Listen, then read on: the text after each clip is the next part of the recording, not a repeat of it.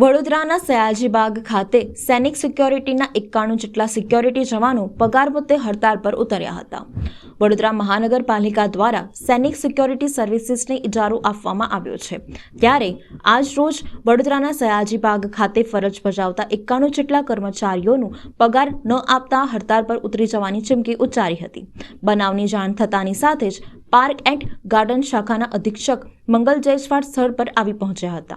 Media સાથે વાત કરતા પાર્ક એન્ડ ગાર્ડન શાખાના અધિક્ષક મંગલ જયસ્વાલ દ્વારા જણાવવામાં આવ્યું હતું કે સૈનિક સિક્યોરિટી આજ સાંજ સુધી પોતાના સિક્યોરિટી જવાનોના ખાતામાં તેમની સેલેરી જમા કરાવશે, જ્યારે આના કારણે પાલિકાની છબી ખરડાઈ છે, તેથી અગાઉ તેમને નોટિસ પણ પાઠવવામાં આવી છે। સૈનિક સિક્યોરિટીના કર્મચારીઓ સાથે વાત કરતા એમણે જણાવ્યું હતું કે કંપનીઓએ તેમને આશ્વસ્ત કર્યા છે કે આજ સાંજ સુધી તેઓના પગાર તેમના ખાતામાં જમા થઈ જશે। પીએફના આક્ષેપને લઈને કંપનીના કર્મચારીએ સ્પષ્ટ જણાવ્યું કે તમામ સૈનિક સિક્યોરિટીના જવાનોનો પગાર રાજ્ય સરકારના વેતન અધિનિયમ પ્રમાણે જ થાય છે।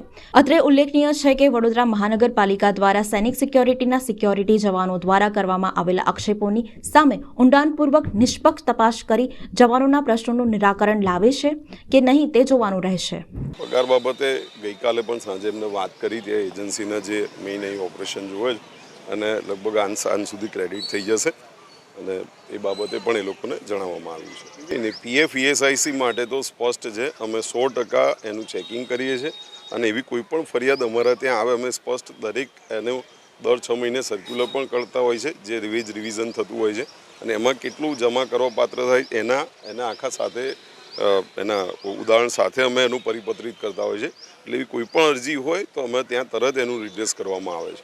નહીં, અમે ગઈકાલે પણ નોટિસ આપી છે સિક્યુરિટી એજન્સીને કેટલીક ગેરરીતિઓ બાબતે, એટલે એ અમે ગઈકાલે બપોરે જે નોટિસ ઇસ્યુ કરવામાં આવી, નહીં અમે નોટિસ આપી છે હાલ, એટલે એનો શું જવાબ આવે છે એ પ્રમાણે આગળ કાર્યવાહી કરવામાં આવશે। પગાર મોડું થયું એના માટે ગાળો બધા હડતાળ પર ઉતરી ગયા હતા, પણ આજે પગાર થઈ જશે, કીધેલું છે કંપનીમાં। આ તો કર્મચારી આમ તો ચોળાનું છે, 3 શિફ્ટના। બીજો કોઈ નહીં પગારનો, ના એ કશું નહીં, ખોટી વાત છે, ખાલી પગારનો જ મુદ્દો છે।